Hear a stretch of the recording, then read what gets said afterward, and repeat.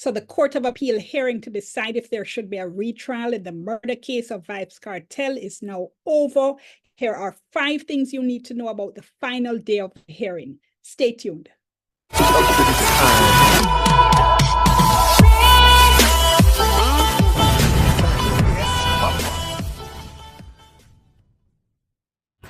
Number 1, the prosecution says it's in the interest of justice for there to be a retrial. According to acting DPP Claudette Thompson, she said the court shouldn't dismiss a matter like this because of a technical blunder, because it's in the public interest that people who have been accused of crimes should be tried and, if convicted, should be brought to justice. She named the factors she said are in favor of a retrial: the seriousness of the offense, that is murder, the prevalence of the offense in Jamaican society, also availability of witnesses. On a previous hearing date, questions had been asked about that. Well, she said witnesses are available, and she also spoke about the strength of the prosecution's evidence. 2, in responding to the comment, the submission about the strength of the prosecution evidence, attorney at law John Clark, who is representing the accused men, who is speaking on behalf of the accused men, raised questions about some of the exhibits. He said there were 25 exhibits in the first trial. Now, during this hearing, the prosecution presented a list of exhibits that they said had been verified as being available in the event of a retrial. But Mr. Clark said, hold on, 25 exhibits in the first trial, but there are only 16 listed here as being verified. He said 2 of the most important exhibits were not listed. 1, the DVD containing the video of the murder. 2, the DVD containing the voice note supposedly sent by KARTEL. He also said that some of the exhibits relied on by the defense were not listed as verified either, such as the signature of the sole eyewitness Lamar Chow, also a letter to the public defender. According to Mr. Clark, the court now has to take into account the fact that these vital exhibits have not been listed as verified when they're going to be assessing the strength of the prosecution's case.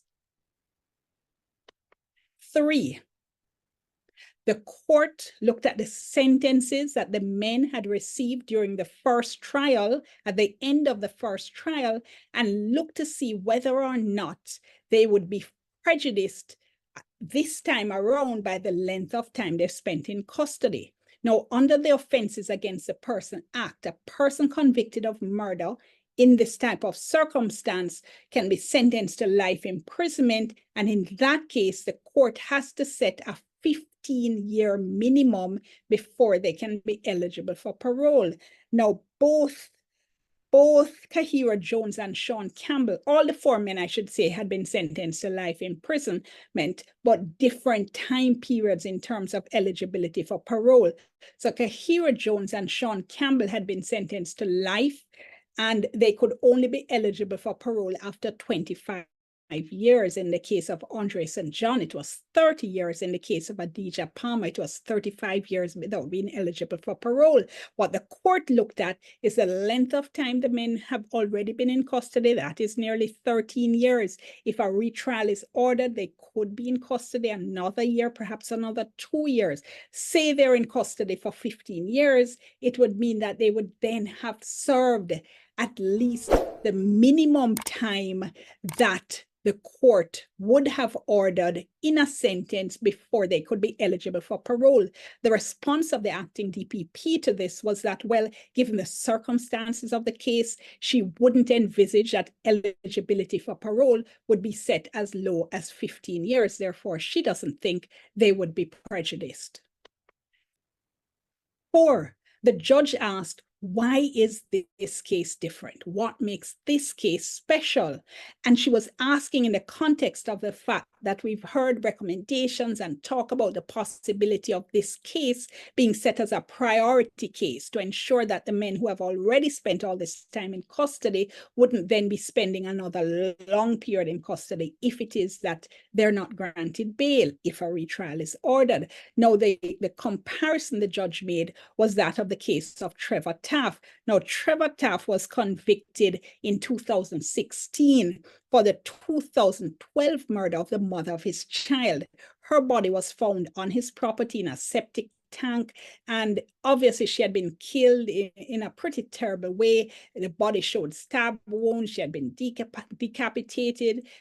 And what the court said, what the judge asked is, hold on, here is a case involving distressing circumstances, a young woman, a mother of a child, and she was killed in pretty terrible circumstances. So what makes this cartel case so different and so special that it should leapfrog cases like Trevor Taft that are waiting for retrial? What the prosecutor said in response was that, well, they're not trying to compare victims of the case. What they are saying is that in this case, a cartel case, they're ready for retrial. They'll be ready as early as the next court term, which begins in September after the summer break.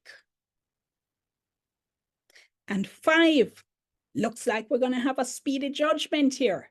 The presiding judge, Marva McDonald Bishop, said the court is going to be working assiduously to deliver a timely judgment. They're aiming for a judgment by the end of this current court term, which ends at the end of July. So, of course, we'll be watching out for that. I'll be keeping you updated on everything. Make sure you check back here.